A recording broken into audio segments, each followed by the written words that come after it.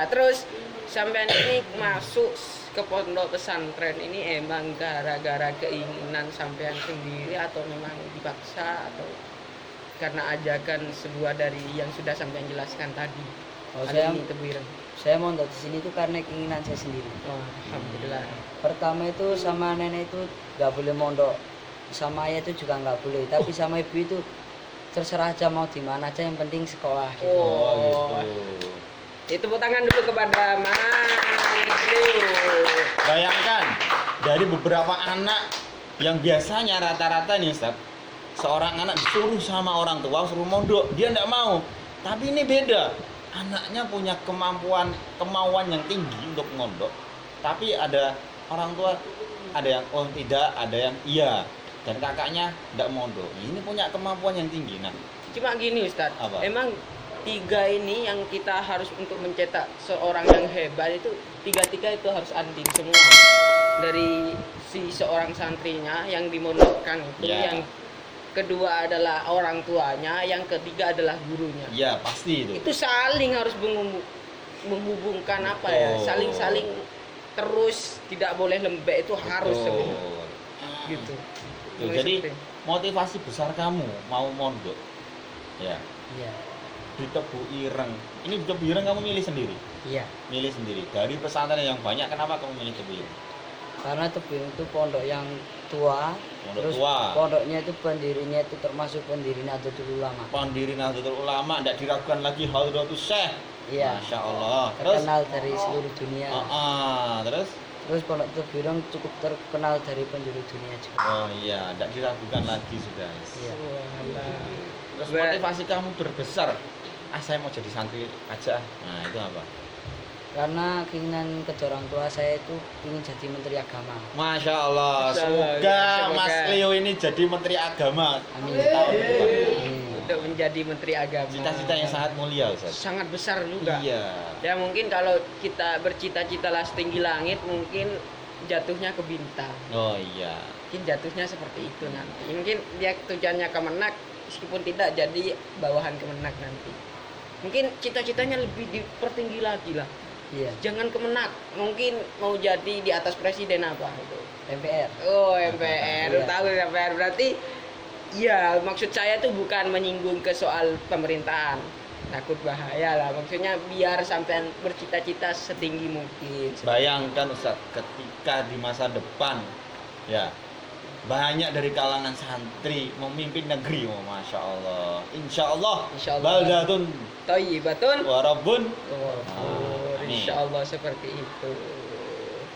Jadi hati sampean memang betul-betul niat dari Roma untuk mondok ke sini, dan keinginan sampean di samping di situ ada sebuah restu yang tidak diperbolehkan, ya kan? Iya.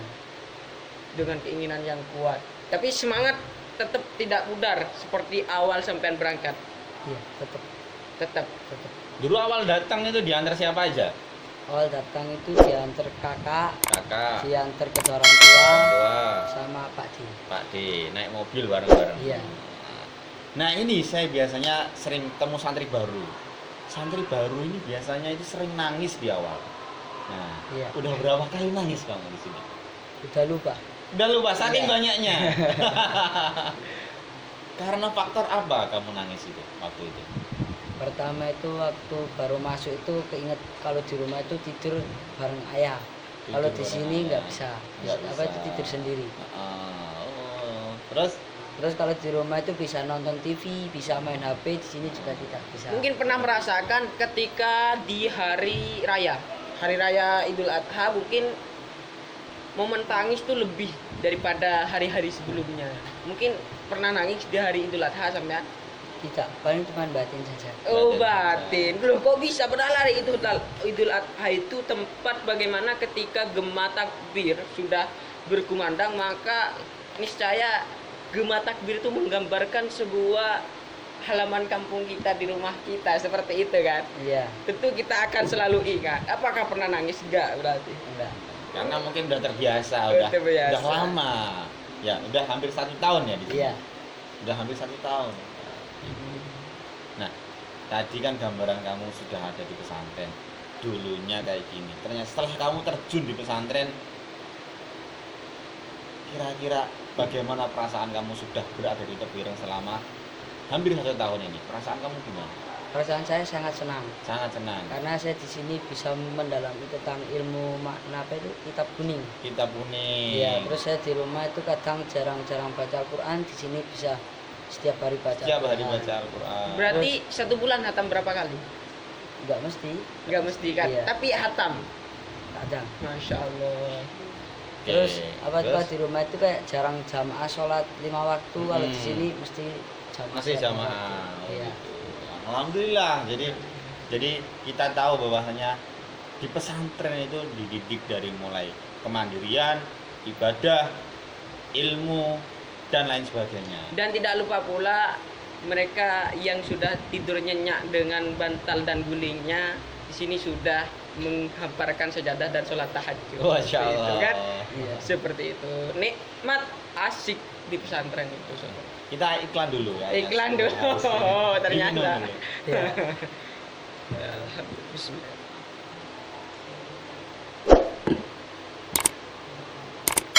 Oke pemirsa yang ada di rumah, barangkali ada pertanyaan dari TikToknya mungkin bisa ditanyakan di kolom komentar. Mungkin bertanya dengan Mas Leo ini, seorang Silakan, atlet monggo. Tebireng, atau yang ada di rumah bisa tanya tulis di kolom komentar. Kita kembali lagi di BBS Bincang bareng santri pasti seru. Nah, setelah itu kamu kan sudah di sini ya, sudah di Iya. pesantren. Kira-kira ilmu apa yang paling kamu senangi di pesantren? Ilmu yang paling saya senang di pesantren itu ilmu fikih, Ilmu fikih. Kenapa ilmu fikih? karena bisa menjelaskan tentang ibadah, Tentang ibadah. cara bersuci, cara Ah. beribadah, kita jadi tahu. Oh gitu.